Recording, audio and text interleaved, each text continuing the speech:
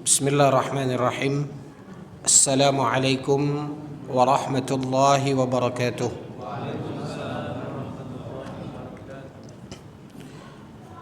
Alhamdulillahi ala ihsanih wa syukru lahu ala taufiqihi wa amtinanih.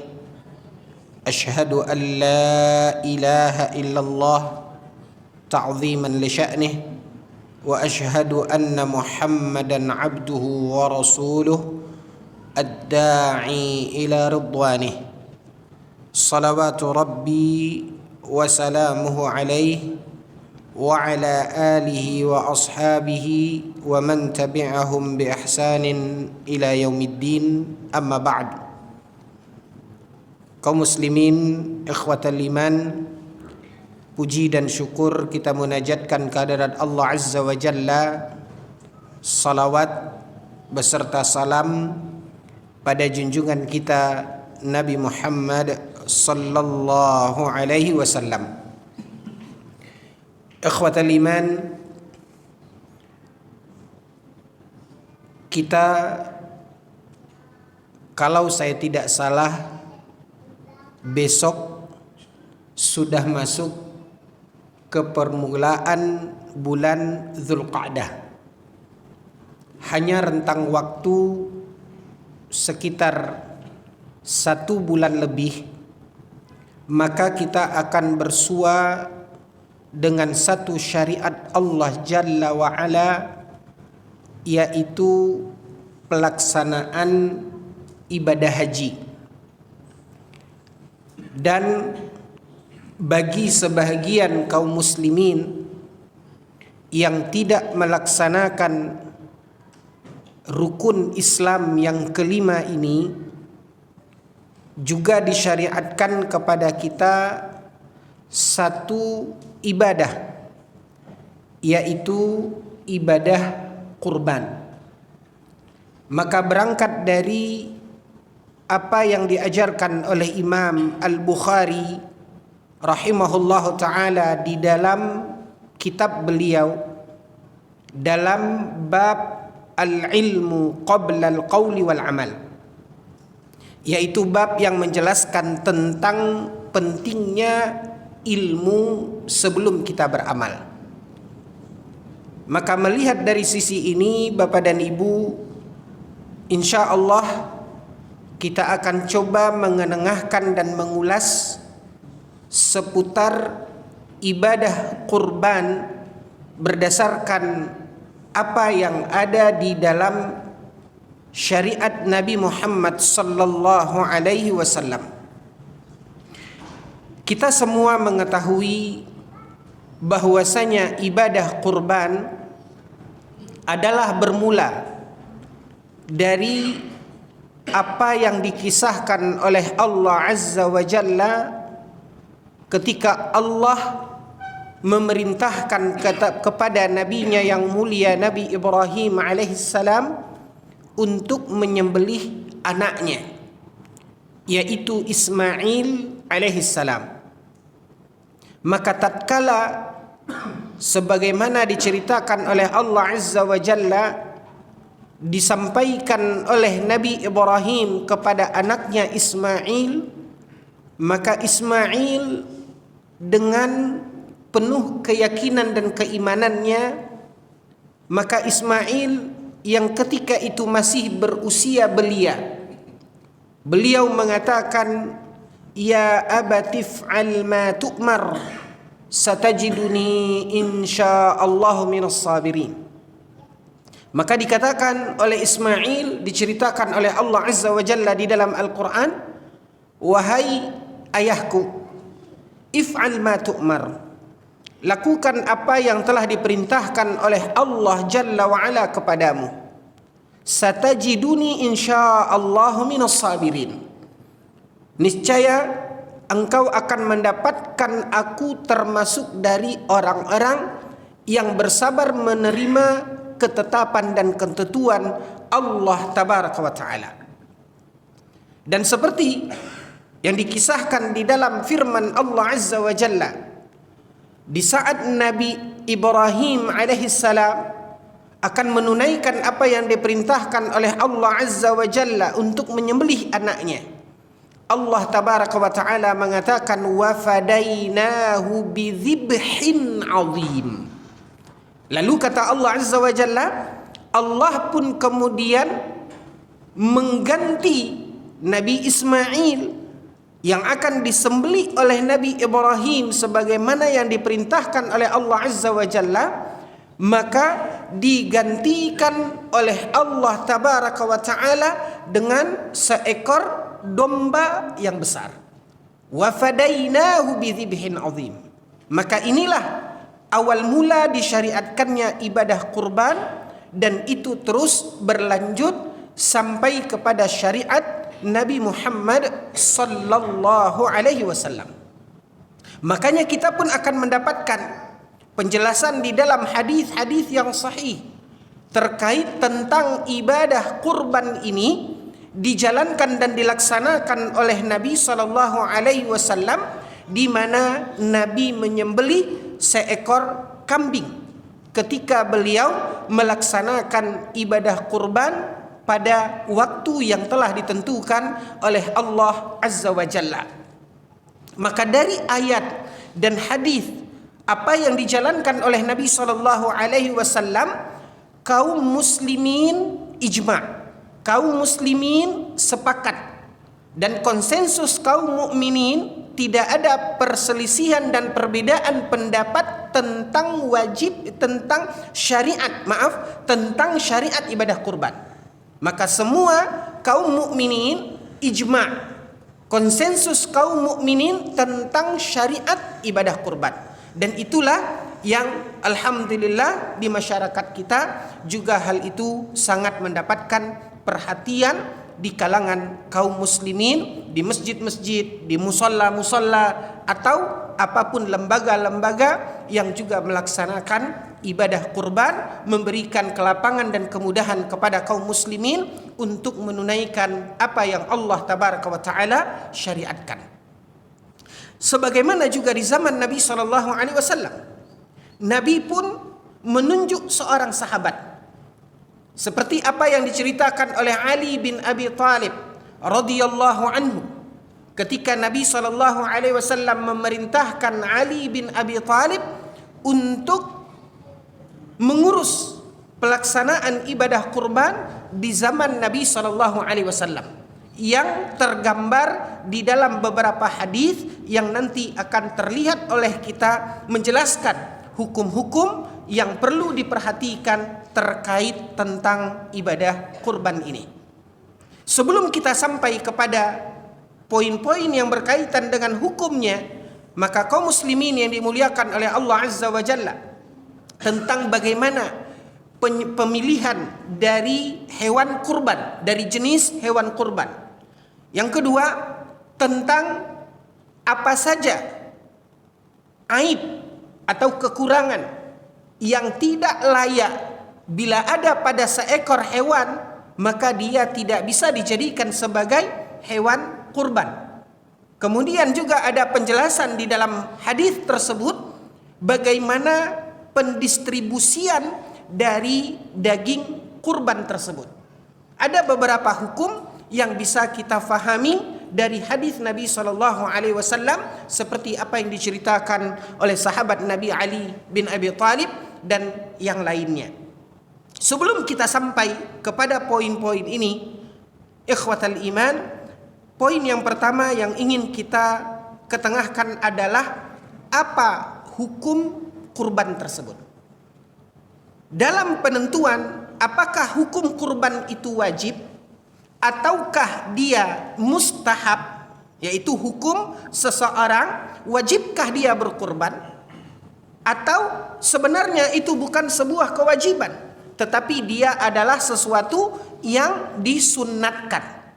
Maka tentang perbedaan ini, apakah hukumnya wajib atau sunnat, para ulama di dalam kitab-kitab fikih menjelaskan, di mana para ulama berbeda pendapat dalam penentuan hukumnya.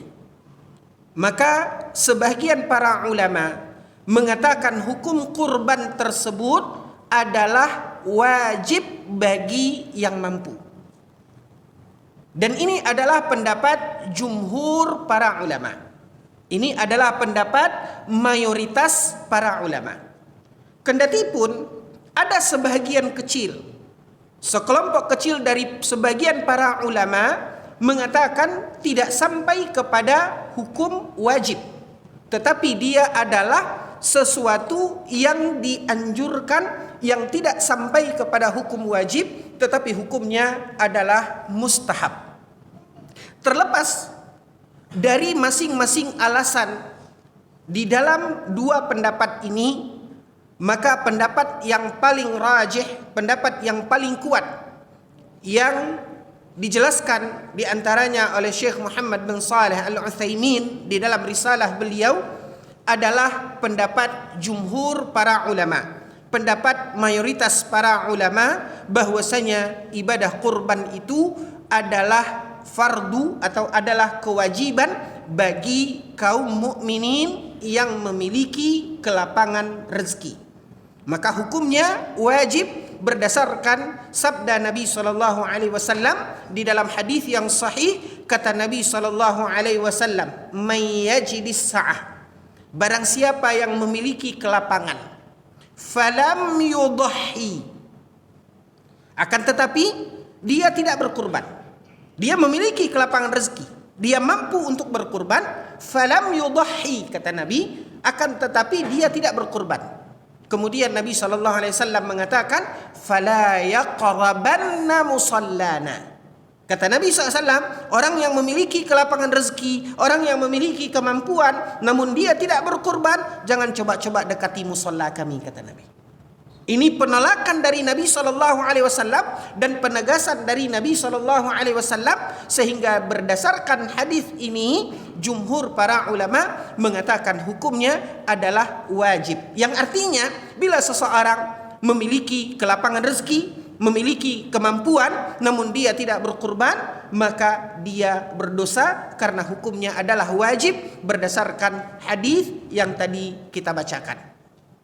Walaupun ada sebahagian para ulama yang mengatakan tidak sampai kepada hukum wajib, tapi pendapat yang paling mendekati kebenaran dan pendapat yang paling kuat berdasarkan hadis Nabi SAW adalah pendapat jumhur para ulama bahwasanya kurban itu wajib hukumnya bagi yang memiliki kelapangan rezeki dan memiliki kemampuan.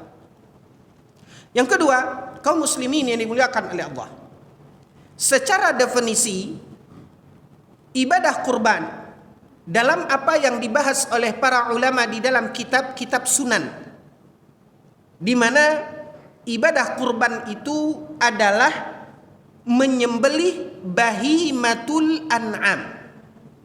Menyembelih bahimatul an'am di dalam bahasa Arab. Apa itu bahimatul an'am? Bahimatul an'am yang kalau kita lihat secara terjemahan sering diterjemahkan hewan ternak. Ya. Bahimatul an'am kalau kita lihat terjemahannya, maka akan diterjemahkan hewan ternak. Namun kaum muslimin yang dimuliakan oleh Allah, harusnya kita melihat kepada batasan makna satu ungkapan di dalam bahasa aslinya. Kendati pun mendekati maknanya kepada binatang ternak, tetapi sesungguhnya bila kita fahami dari istilah terjemahan, maka akan ada celah untuk seseorang keliru di dalam memahami ini.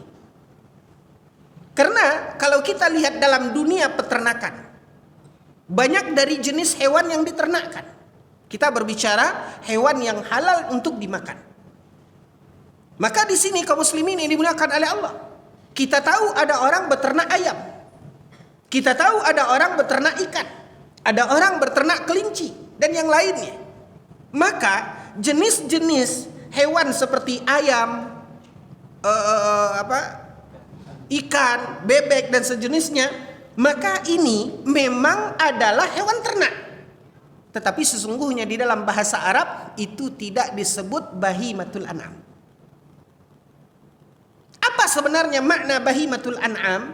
Bahimatul an'am itu adalah hewan-hewan yang diternakkan, ikhwatal iman, yaitu seperti yang dicontohkan di dalam Al-Quran dan seperti apa yang dilaksanakan oleh Nabi SAW, yaitu hewan ternak dari jenis kambing dan jenis-jenis yang lebih besar di atas kambing. Maka berlaku di sana onta, sapi, kerbau di sebagian daerah, maka inilah yang dinamakan dan disebut dengan bahimatul an'am. Walaupun secara terjemahannya sering diungkapkan binatang ternak. Maka tidaklah kaum muslimin yang dimuliakan oleh Allah, semua hewan-hewan yang diternakkan seperti ayam, ikan dan yang lainnya, ini tidaklah termasuk kepada bahimatul an'am. Makanya tidak ada seorang muslim pun yang berkurban dengan ayam. Karena makna bahimatul an'am itu kambing, sapi, ya, kambing dengan jenis-jenisnya, sapi, kerbau, kemudian juga onta sebagaimana di sebagian jazirah Arab. Maka inilah yang disebut dan dinamakan dengan bahimatul an'am berdasar kepada apa yang dilaksanakan oleh Nabi SAW dan apa yang dilaksanakan oleh Ali bin Abi Thalib ketika diberi mandat oleh Nabi untuk mengurus ibadah kurban ini. Maka itulah kaum muslimin yang dimuliakan oleh Allah yang disebut dengan istilah bahimatul an'am. Maka menyembelih bahimatul an'am pada waktu yang telah ditentukan, ya, pada hari di mana kita melaksanakan pemotongan penyembelihan hewan kurban, maka itulah yang dinamakan dengan kurban. Ya, itulah yang dinamakan dengan kurban. Sedangkan waktunya yaitu dimulai sejak tanggal 10 Zulhijjah, setelah selesai pelaksanaan salat Idul Adha. Maka itulah waktu penyembelihan hewan kurban. Dan terus berlanjut waktunya sampai ke akhir hari tasyrik, yaitu 11, 12 dan 13 Zulhijjah waktu asar. Berdasarkan hadis Nabi SAW, Nabi SAW bersabda, kata Nabi, ayyamu tasyriq, ayyamu aklin wa syurbin, wa ayyamun tuzbahu fiha dhahayana. Kata Nabi SAW, hari tasyriq persis seperti hari lebaran. Kita tidak boleh berpuasa. Kita adalah di hari tasyriq itu adalah hari lebaran, di mana kita hari makan-makan, kata Nabi SAW. Yaitu hari kita tidak berpuasa. Wa ayyamun tuzbahu fiha dhahayana, yaitu hari di mana kita menyembelih hewan kurban kita. Maka berdasarkan hadis ini kaum muslimin yang dimuliakan oleh Allah, waktu penyembelihan kurban itu bisa dimulai dari tanggal 10 Zulhijjah setelah salat Idul Adha. Setelah salat Idul Adha dan berlanjut waktunya sampai asar tanggal 13 Zulhijjah. Apabila seseorang menyembelih di luar waktu ini, maka itu tidak lagi dinamakan kurban. Pernah terjadi di zaman Nabi SAW. Terjadi di zaman Nabi SAW yang menjelaskan ketika Allah Subhanahu wa taala berfirman, Allah mengatakan di dalam Al-Qur'an, "Fasholli li rabbika wanhar." Maka dirikanlah salat karena Rabbmu dan berkurbanlah. Ayat ini dijadikan dalil oleh para ulama sebagaimana yang diulas di kitab-kitab tafsir, bahwasanya penyembelihan hewan kurban pada tanggal 10 Zulhijjah waktunya dimulai setelah salat Idul Adha. Karena Allah mendahulukan salat, fasholli li rabbika wanhar, kata Allah. Dirikanlah salat, setelah itu baru kita memulai waktu untuk penyembelihan hewan kurban. Terjadi di zaman Nabi SAW.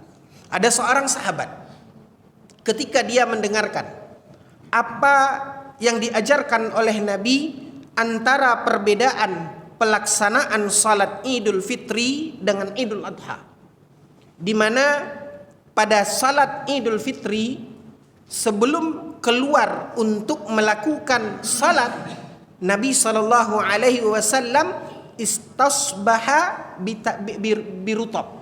Nabi sallallahu alaihi wasallam makan terlebih dahulu, di mana Nabi memakan rutab. Baru Nabi sallallahu alaihi wasallam pergi untuk melaksanakan salat Idul Fitri.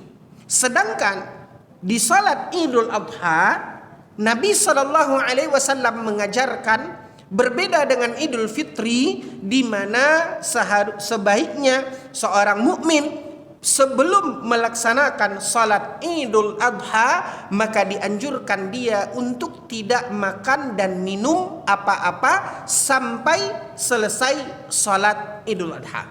Seorang sahabat berpikir, apabila dari pagi Nabi SAW tidak minum dan tidak makan apa-apa, lalu keluar untuk salat Idul Adha, baru selesai salat kembali, baru setelah itu Nabi menyembelih hewan kurbannya, menguliti, memotong, memasak, kapan makannya? Seorang sahabat berpikir demikian. Lalu dia berinisiatif. Dia pun menyembelih hewan kurbannya, dia menyembelih kambingnya, lalu dia kuliti, dia cincang, kemudian dia masak dan dia suguhkan kepada Nabi SAW. Sehingga begitu Nabi selesai dari salat Idul Adha, makanan sudah tersedia. Ditanya oleh Nabi SAW, apa ini? Dan dia menceritakan alur jalan pikirannya. Apa kata Nabi SAW? Dalam sebuah hadis yang sahih, Nabi mengatakan, innaha syatu lahmin, kata Nabi. Oh, kalau begitu, ini tak ubahnya seperti daging di pasar. Innaha syatu lahmin, kata Nabi. Artinya tidak dihitung kurban. Lalu kemudian di ujung hadis itu apa kata Nabi? Kalau engkau mampu, cari gantinya. Disuruh oleh Nabi dia untuk menggantinya. Ini juga dalil yang kedua kaum muslimin yang dimuliakan oleh Allah, yang dijadikan dalil oleh mayoritas para ulama tentang bahwasanya kurban itu wajib. Makanya disuruh ganti oleh Nabi kalau memang dia memiliki kelapangan rezeki. Nah, intinya yang ingin kita garis bawahi pada poin ini adalah ketika seseorang menyembelih di luar waktu, dan ini sekaligus menjelaskan bahwasanya waktu penyembelihan itu dilakukan setelah salat Idul Adha. Maka ketika di luar daripada waktu itu, maka itu tidaklah dianggap sebagai kurban. Berikutnya kaum muslimin yang dimuliakan oleh Allah, jenis hewan kurban tadi adalah bahimatul an'am, dan tidak ada satu dalil pun yang menjelaskan tentang hewan kurban itu mesti dari jenis kelamin jantan. Tidak ada hadis. Kalaupun kaum muslimin yang dimuliakan oleh Allah, anjuran bagaimana orang-orang dari panitia kurban memilih hewan kurban jantan, ini sebenarnya adalah himbauan dari dinas peternakan. Karena yang betina pada dasarnya adalah diperuntukkan untuk dikembang biakan. Sebenarnya dari hadis Nabi Shallallahu Alaihi Wasallam tidak ada batasan. Artinya, sebagaimana kita boleh berkurban dengan bahimatul an'am jantan, dan begitu juga tidaklah menyalahi bila kita berkurban dari bahimatul an'am yang betina. Hanya saja perlu diperhatikan beberapa kekurangan, aib dari hewan kurban yang tidak memenuhi syarat di dalam pelaksanaan ibadah kurban. Yang pertama, ketika Nabi Shallallahu Alaihi Wasallam mengajarkan dalam pemilihan hewan kurban, maka Nabi menganjurkan untuk kita memilih jenis hewan kurban yang terbaik. Nabi Shallallahu Alaihi Wasallam menganjurkan agar kita memilih dari jenis hewan kurban yang terbaik. Dan dari jenis kambing, domba dan sejenisnya, maka usahakan usianya sudah masuk kepada apa yang disebut dengan istilah musinnah. Musinnah yaitu kambing yang sudah memasuki usia tahun kedua. Ya, sebagian para ulama ya dan sebagian pakar ternak itu melihat dari gigi, karena kata-kata musinnah dari kata-kata sin yang berarti sebenarnya dalam bahasa Arab adalah gigi. Dan orang-orang yang berkecimpung di dalam peternakan dan penyediaan hewan kurban ini biasanya mereka sudah sangat paham terkait tentang mana usia hewan kurban yang layak dan boleh untuk dijadikan hewan kurban. Dan kalaupun seandainya tidak ada domba yang sudah memasuki usia atau kambing yang sudah memasuki usia 2 tahun, masuk usia 1 tahun lebih yaitu tahun kedua, maka tidaklah mengapa jika dia mengambil yang tidak sampai melebihi dari 1 tahun. Kemudian sapi juga ada ketentuannya, ya, onta juga ada ketentuannya, dan seperti yang tadi kita katakan, biasanya orang-orang yang berkecimpung penyedia hewan-hewan kurban, maka mereka sangat memahami mana hewan-hewan yang layak. Hanya saja di dalam hadis Nabi SAW, Nabi mengingatkan ada beberapa aib, cacat yang tidak boleh pada hewan kurban. Yang pertama, kata Nabi SAW, al-amya wal-awra. Al-amya dari kata-kata a'ma yang berarti buta, yaitu hewan yang buta matanya. Jangankan buta kedua-duanya, aura yaitu dari kata-kata a'war yang buta satu matanya, maka ini juga termasuk aib yang tidak boleh ada pada hewan kurban. Yang kedua, kata Nabi SAW di dalam hadisnya, yaitu al-hazilah lil ghayah lil haddi, yaitu hewan kurban yang sangat kurus, ya, yang tidak layak pemanfaatannya ketika hewan tersebut disembelih. Ini juga aib yang tidak boleh pada hewan kurban. Kemudian ad-dha'ifah ghairul qadirah 'alal mashi, yaitu hewan kurban yang lemah. Ya, kakinya tidak rusak, tapi dia lemah, tidak mampu berdiri. Ini juga adalah jenis aib yang tidak boleh ada pada hewan kurban. Kemudian al-arja, yaitu hewan kurban yang patah kakinya sehingga tidak lurus jalannya, tidak benar jalannya. Maka ini juga adalah hewan yang tidak boleh dan tidak layak untuk dijadikan hewan kurban. Misalnya seperti panitia-panitia kurban yang membeli kurban dari daerah jauh, hewan kurban dari daerah jauh, ya, lalu dibawa pakai truk. Begitu sampai di kita, qadarullah jatuh sapinya, patah kakinya, ya, maka ini tidak bisa dijadikan hewan kurban. Karena ini adalah aib yang dilarang oleh Nabi Sallallahu Alaihi Wasallam. Kemudian yaitu hilang, ya, sebahagian besar dari tanduk atau telinganya. Ini juga tidak boleh. Apabila retak atau ujungnya sompel sedikit, tidak sampai setengah dari satu tanduk itu, maka ini tidaklah mengapa. Ya, tidaklah mengapa. Jadi ini kaum muslimin yang dimuliakan oleh Allah, beberapa aib dari hewan kurban yang diingatkan oleh Nabi Sallallahu Alaihi Wasallam. Lalu kemudian tentang cara penyembelihan, alhamdulillah masyarakat kita, ya, cukup banyak yang ahli dalam tata cara jagal menjagal ini. Ya, jadi ini bukanlah sesuatu yang harus kita tegaskan, harus kita tekankan, karena ini adalah sesuatu yang ma'ruf yang bisa kita mungkin serahkan kepada ahlinya. Kalau di tempat saya, kami biasanya menyewa tukang jagal. Ya, ini biasanya seperti itu. Kenapa? Karena mereka ahlinya, ini yang pertama. Yang kedua, mereka punya alatnya. Kenapa? Karena Nabi SAW mensyaratkan di dalam menyembelih tersebut, maka mestilah kita seperti yang dikatakan oleh Nabi, kata Nabi, falyuhidda syufratah, hendaklah pisau untuk menyembelih itu yaitu pisau yang tajam, yang memang layak untuk menyembelih hewan kurban. Ya, wa arihu dzabihatakum, kata Nabi. Ya, dan buatlah nyamannya hewan kurban yang kita sembelih ini. Sebagian para ulama menjelaskan penggalan dari hadis ini, pertama, buat hewan itu nyaman dengan menggunakan pisau yang tajam, seperti yang Nabi jelaskan di penggalan pertama hadis tersebut. Yang kedua, arihu dzabihatakum, artinya usahakan ketika kita menyembelih satu hewan kurban, hewan yang belum disembelih jangan melototinya. Ini termasuk juga dari bagian arihu dzabihatakum.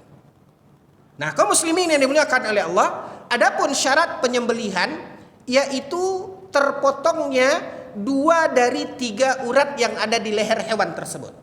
Ini syarat yang disebutkan syarat wajib dalam penyembelihan hewan. Lalu kemudian yang wajib lagi adalah dia membaca bismillah, yaitu membaca bismillah. Kalau ingin lebih daripada itu juga boleh menambahnya dengan bismillahi Allahu akbar. Ya, inilah bacaan yang dilakukan oleh orang yang menyembelih dalam penyembelihan. Dan tidak harus kaum muslimin yang dimuliakan oleh Allah, ya, dan tidak ada doa-doa yang khusus yang harus dibaca ketika penyembelihan hewan kurban tersebut. Dalam pemilihan hewan kurban, satu peserta kurban maka dia menyembelih dan berkurban dengan 1 ekor kambing, ya, untuk satu keluarga. 1 ekor kambing untuk satu keluarga, sebagaimana yang diperintahkan oleh Nabi SAW di dalam hadis Ali bin Abi Thalib. Wal badanah an sab'in, dalam hadis Ali bin Abi Thalib disebutkan, dan untuk jenis hewan yaitu seperti onta yang ada di masyarakat para sahabat ketika itu bersama Rasulullah SAW, maka disebutkan wabadanah an sab'in, dan untuk 1 ekor onta itu bisa bergabung 7 orang peserta kurban. Maka itu juga yang berlaku dalam jenis hewan yang seumpama mendekati onta, berlaku pada sapi dan berlaku pada kerbau, yaitu berdasarkan hadis Nabi SAW. Dan alhamdulillah ini adalah sesuatu yang ma'mul, sesuatu yang diamalkan di masyarakat kita di seluruh penjuru dunia di kalangan kaum muslimin. Hanya saja di dalam hadis, lanjutan hadis tersebut, Ali bin Abi Thalib mengingatkan satu hal yang harus menjadi catatan khususnya bagi panitia kurban. Ketika pendistribusian dari daging kurban tersebut, dikatakan kaum muslimin yang dimuliakan oleh Allah bahwasanya seseorang yang berkurban maka dia boleh memakan daging kurbannya. Dalam hadis disebutkan pendistribusiannya, peruntukan dagingnya. Pertama dikatakan dia boleh memakan daging kurbannya. Lalu yang kedua, wayatasaddaq, lalu dia sedekahkan. Yang ketiga, lalu dia hadiahkan. Ada 3 ungkapan dalam bahasa hadis Nabi SAW. Pertama, dia boleh makan. Yang kedua, dia sedekahkan. Yang ketiga, dia hadiahkan. Apa bedanya di dalam pendistribusiannya kepada orang lain, yaitu antara sedekah dan hadiah? Sedekah artinya kita memberikan kepada orang yang maaf, ya, jenjang ekonominya di bawah orang yang berkurban. Maka itu masuknya kepada apa? Sedekah. Oh, ketika ada orang yang ekonominya lebih dari orang yang berkurban, ya, kalau kita katakan sedekahkan, nih saya sedekah kurban saya, ya, tersinggung dia lebih kaya. Tapi bukan berarti dia tidak boleh untuk mengambil daging kurban tersebut. Tapi namanya apa? Hadiah kepada orang yang secara ekonominya lebih dari kita. Maka di sini kaum muslimin yang dimuliakan oleh Allah, Nabi menyebutkan 3 pendistribusian ini. Boleh dia makan, kemudian dia sedekahkan, lalu dia hadiahkan. Inilah yang mendasari 3 penyebutan ini yang mendasari ketika sebagian ulama ditanya, Kalau boleh kita memakannya, berapa ukuran kita boleh memakannya? Sering kita mendengar, Pak, berapa maksimal? Dari inilah dasarnya, Pak. Inilah dasar. Sementara itu bukan ada dalam hadis Nabi sallallahu alaihi wasallam. Nabi hanya menyebutkan pembatasan berapa dia makan, berapa dia sedekahkan, berapa dia hadiahkan. Tidak mesti sepertiga. Mentang-mentang Nabi menyebutkan ada 3 jalur pendistribusian, lalu kita menganggapnya sepertiga. Agama kita tidak mewajibkan dan tidak mengharuskan. Bagaimana kalau seandainya, disinilah kaum muslimin yang dimuliakan oleh Allah, menandakan agama kita ini berasal dari Allah yang maha pencipta dan Allah maha mengetahui. Allah tahu takkan mampu kita bila Allah batasi sepertiga dimakan, sepertiga disedekahkan, sepertiga dihadiahkan. Tidak akan ada orang yang mampu untuk merealisasikannya secara tepat dan benar. Allah memberikan keluasan. Hanya saja ambillah untuk kita makan. Ya, bagaimana kalau lebih dari sepertiga? Ya terserah. Toh Anda yang berkurban. Ada juga yang mengatakan, Ustadz boleh enggak dalam satu kajian, Pak, ada jamaah yang bertanya, Ustadz boleh enggak? Ya, saya ambil itu untuk saya makan, saya simpan untuk saya makan. Kurban juga enggak namanya? Boleh. Ya, hanya sedikit yang dia sedekahkan, yang hanya sedikit yang dia hadiahkan, boleh enggak? Jeroannya dia sedekahkan, kakinya dia hadiahkan misalnya, boleh enggak? Ya terserah. Ya. Bila seseorang dia berkurban sendiri, dia beli kambingnya sendiri, dia sembelih sendiri, dia kuliti sendiri, dia masak sendiri, dia makan sendiri, boleh enggak? Ya terserah. Tapi rasanya wajar enggak itu disebut nama kurban? Hanya saja saya ingin mengingatkan, dimasak sendiri, makan sendiri, habis itu stroke sendiri, ke rumah sakit sendiri. Tujuannya kan kita ibadah kurban itu ada sedekah dan ada hadiah. Inilah syiar agama kita. Baik, ikhwatal iman. Jadi tidak ada pembatasan sepertiga. Hanya saja sebagian ulama melihat dari hadis tadi. Ya, berapa patokannya tidak ada masalah.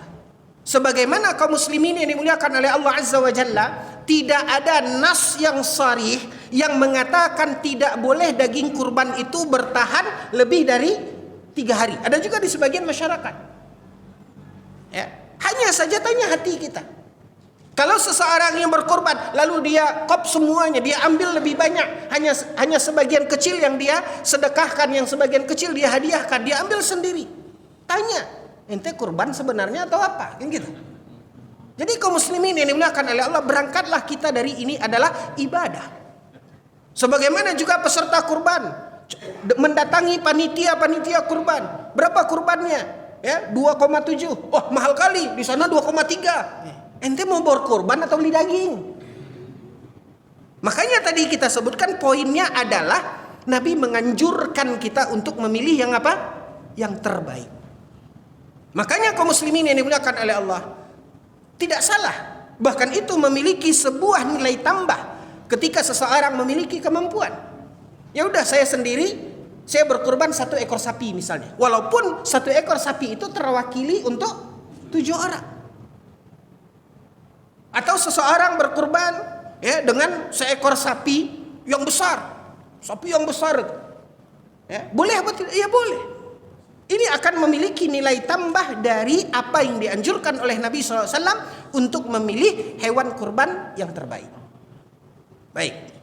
Tidak kalah pentingnya kaum muslimin yang dimuliakan oleh Allah, apa yang diingatkan oleh Ali bin Abi Thalib radhiyallahu anhu di dalam hadisnya ketika Nabi mempercayakan pelaksanaan kurban kepada Ali bin Abi Thalib, lalu beliau mengatakan, sebagaimana kami tidak boleh menjual apapun dari bagian hewan kurban. Ya, ditegaskan oleh Ali bin Abi Thalib. Dan ini ingin kita garis bawahi. Ya, sebuah hal yang harus kita ingatkan, wa dzakir fa inna dzikra tanfa'ul mu'minin, pada sebagian panitia kurban. dari pelanggaran terhadap hadis ini ketika sebagian panitia kurban menjual kulit kurban. Dikatakan sebagaimana tidak bolehnya kita menjual daging kurban, maka kita tidak boleh menjual apapun bagian dari hewan kurban, termasuk kulit. Karena ini adalah bagian dari kurban, maka distribusikan seperti yang tadi. Distribusikan. Walaupun saya pribadi sangat memahami kesulitan di lapangan yang dialami oleh panitia kurban. Ketika apa? Ketika masyarakat kita memiliki hati yang sempit. Ya. Apa yang terjadi? Panitia kurban kadang-kadang bingung. Satu ekor sapi itu berkumpul 7 peserta kurban. Dan masing-masing peserta minta dapat jatah kaki. Dibagi kepada peserta kurban. Yang 3 lagi sempit hatinya. Kan kita sama peserta, bayar sama-sama. Ya, kok dia dapat kaki, saya nggak dapat kaki. Emang kaki panitia Pak mau dikasihkan? Maka dituntut di sini kaum muslimin berlapang hati. Ketika kulit itu diberikan kepada siapa yang mau, siapa yang ini bawa, kok dia dapat kulit, kok kami enggak? Antum bermanfaat enggak? Bisa enggak mengolahnya?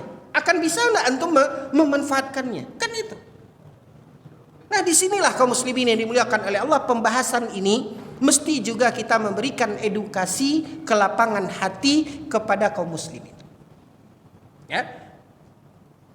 Kadang-kadang tuntutan untuk menyamaratakan inilah yang akhirnya membuat panitia kurban terjerumus kepada kesalahan yang diingatkan di dalam hadis Nabi SAW. Intinya, apapun alasannya, kaum muslimin yang dimuliakan oleh Allah, maka tidak boleh dijual apapun bagian dari hewan kurban.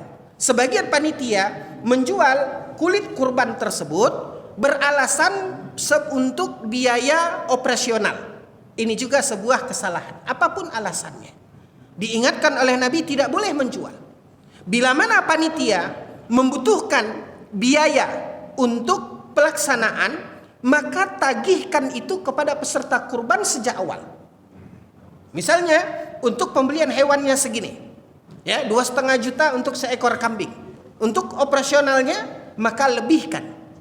Hitunglah oleh panitia berapa kebutuhan biaya operasionalnya. Intinya adalah yang ingin kita ingatkan, Nabi SAW melarang kita menjual apapun dari bagian hewan kurban. Masuk waktu siapa? Hah? Belum. Baik. Poin berikutnya. Bagi orang yang berkurban. Ada satu sunnah yang diajarkan oleh Nabi SAW. Di dalam hadisnya Nabi bersabda, kata Nabi, "May yudhi idza dakhala Ramadan, idza dakhala Dzulhijjah." Ya, apabila masuk bulan Dzulhijjah. Wa man arada an yudhi, bagi orang yang berkurban, fala ya'khudh min sya'rihi wala min dhafrihi hatta tuzbaha udhiyatuhu. Nabi SAW pernah berpesan di dalam sebuah hadis yang sahih bahwasanya apabila masuk bulan Zulhijjah, dari awal Zulhijjah, maka orang yang berkurban, peserta kurbannya, fala ya'khudh min sya'rihi wala min dhafrihi, maka janganlah dia memotong rambutnya dan memotong kukunya hatta tuzbaha udhiyatuhu, ya, sampai disembelih hewan kurbannya.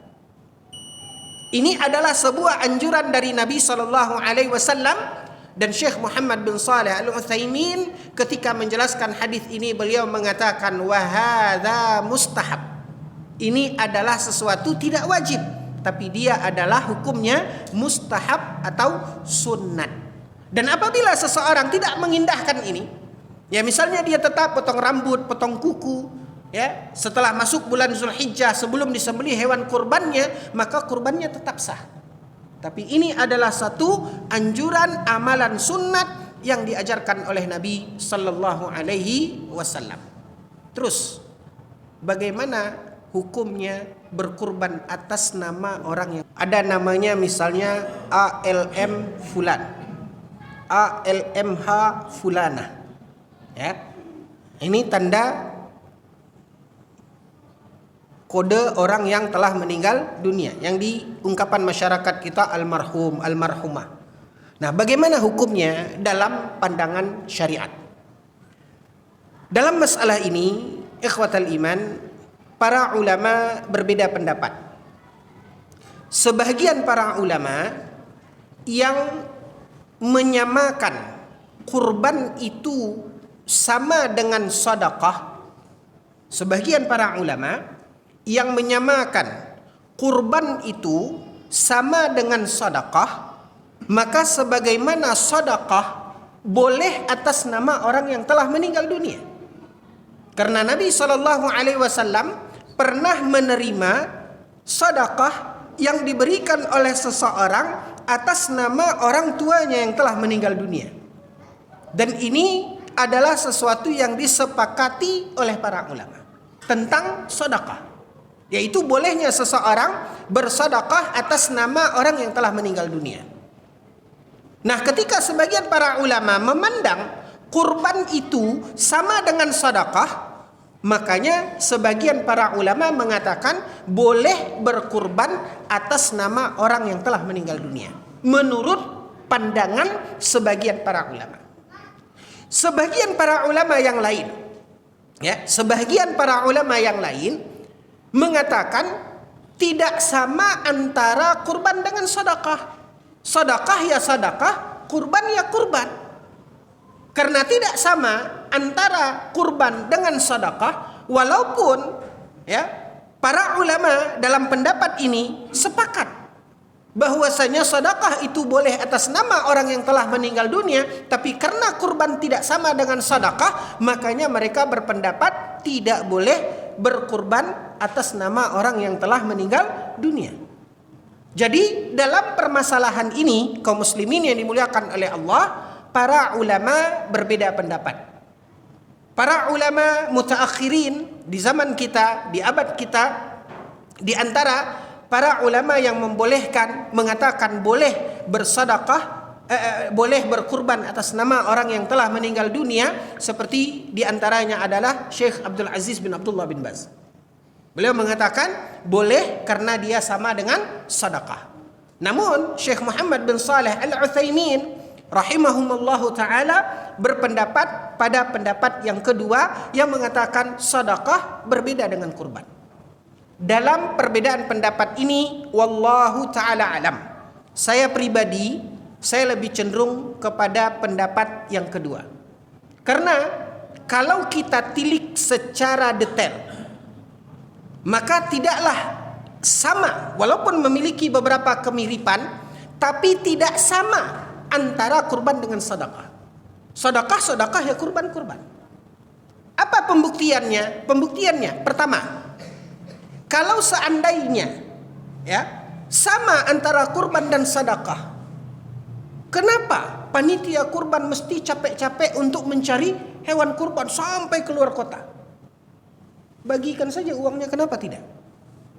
Tapi disinilah kekhususan dari ibadah kurban itu, penyembelihan. Yang kita tidak membagi apa Pak? Uang. Di sini perbedaan. Bagaimanapun mesti dipaksakan untuk menyembelih hewannya. Kenapa? Karena inilah ibadah kurban. Jadi tidak 100% bisa disamakan kurban itu dengan sedekah. Ini alasan yang pertama. Alasan yang kedua, kaum muslimin yang dimuliakan oleh Allah Azza wa Jalla, belum pernah kita menemukan satu hadis yang konkret ketika Nabi berkurban, Nabi SAW berkurban atas nama kerabat Nabi yang telah meninggal dunia. Bukankah Ummul Mukminin Khadijah bintu Khuwailid radhiyallahu anha telah lama wafat?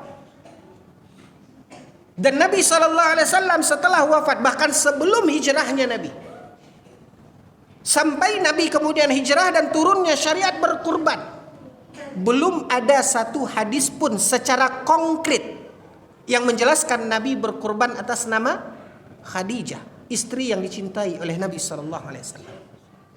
Wa khairul hadi hadi Muhammad sallallahu alaihi wasallam. Ya. Wa khairul hadi, sebaik-baik petunjuk adalah petunjuk Nabi sallallahu alaihi wasallam. Sebenarnya kaum muslimin yang dimuliakan oleh Allah, uraian ini ya banyak poin-poin ilmiah yang bisa kita uraikan dan jelaskan. Sehingga dalam masalah ini intinya para ulama berbeda pendapat. Ya, memang ada yang mengatakan boleh karena mereka menyamakan kurban dengan sedekah, dan ada ulama yang berpendapat tidak boleh. Kenapa? Berbeda antara kurban dengan sedekah. Intinya dalam masalah ini para ulama berbeda pendapat. Tidak perlu kita jadikan perbedaan ini menjadi perpecahan. Ya, mungkin ada di antara saudara-saudara kita yang berpegang kepada pendapat yang pertama, tafadhol. Tentu dengan kaidah-kaidah di dalam memilih perbedaan pendapat di kalangan para ulama. Ya, tetapi seperti yang saya katakan tadi, Syekh Muhammad bin Shalih Al-Utsaimin ketika ditanya tentang hal itu, maka beliau menjawab. Beliau mengatakan al-udhiyatu sunnatun lil ahya la lil amwat. Syekh Utsaimin mengatakan dalam ungkapannya ketika ditanya, bolehkah berkurban atas nama orang yang telah meninggal dunia, maka beliau rahimahullah mengatakan kurban adalah syariat untuk orang yang hidup, bukan syariat untuk orang yang telah meninggal. Wallahu ta'ala alam. Mohon maaf atas segala kekhilafan dan kekurangan. Kita akhiri dengan doa kafaratul majlis. Subhanakallahumma bihamdika asyhadu an la ilaha illa anta astaghfiruka wa atubu ilaik. Wassalamualaikum warahmatullahi wabarakatuh.